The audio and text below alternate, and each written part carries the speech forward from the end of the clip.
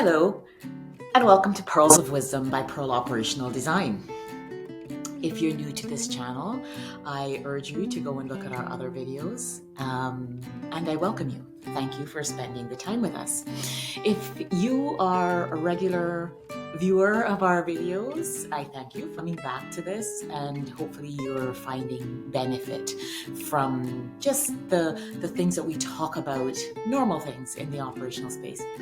I want to talk about value. Now, this may not necessarily be as nice an example, but it's still pertinent and relevant to those people who are designing operations.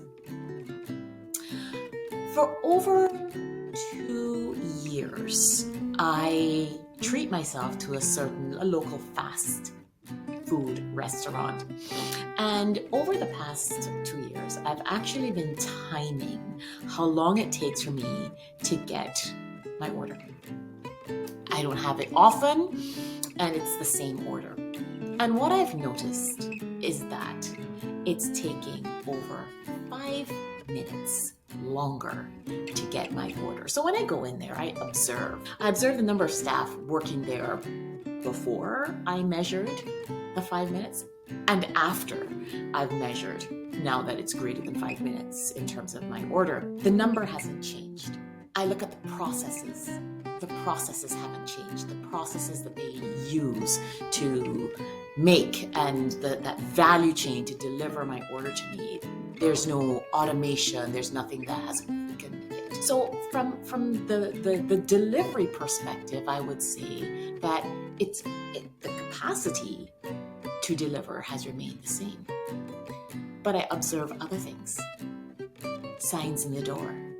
Skip the dishes, Uber Eats, DoorDash. And I see these folks coming into the store and picking up orders. Now, those orders I call the invisible line. When the capacity to deliver is being designed by looking at foot traffic, you don't make a change to how you deliver, your capacity to deliver. But when you start taking in mobile orders, when you start using and advertising that an Uber Eats is going to come and pick up that order for you, you are now creating an invisible line of people that the folks who walk in the store aren't seeing. Now, the value proposition that I always like to talk about is in the name: fast food. If it's fast food and that's what your clients are going for, then it shouldn't be taking longer. It should be getting to your customer faster. Then it will seem very much aligned. It's not only my store that I've observed this. I have seen it in many. I have my coffee every morning and I go to various coffee shops, but I've noticed that it's taking a little bit longer just because the online orders are now supposed to be increasing your capacity, but when capacity is not increased to now maximize or minimize, should I say, the time it takes for, regardless of how you're using the ordering technology or how you're ordering in the store, whether you are part of foot traffic and you go into the store, or whether you're going online for one of these mobile technologies like a Skip the Dishes and Uber Eats and a DoorDash to pick up your order. It shouldn't matter. It should be the same time. And this is the importance of making sure that you're adopting technology in a way that makes sense. In other cases where you have orders, I've had friends talk to me about those stores when you can either go and make your order to the cashier or do the digital in the store, and the discrepancy between the digital that may sometimes give a number and another one that gives a name, and there's no real understanding of who gets served first. This is all in the way we adopt technology, and we adopt technology, we have to do it in a way that makes sense, and we have to do it in a way that does not undermine our value proposition. These are just my observations. But what about you? Have you observed that things take a little longer?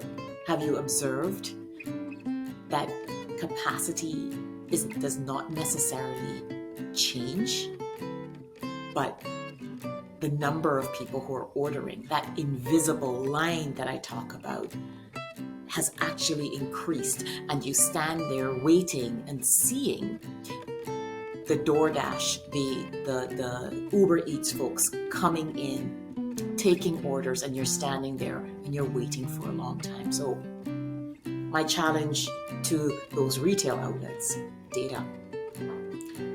I simply started 2 years ago saying, how much longer is it taking me to get my order? Use data. How long does it take to deliver your orders, regardless of whether it's a mobile order or whether someone has come into your store? Because that should not change.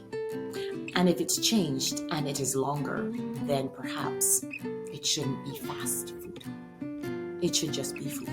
I want to thank you for joining and for watching this video. If you saw some value in it, if you've noticed as well that things are taking a little bit longer to deliver, let me know.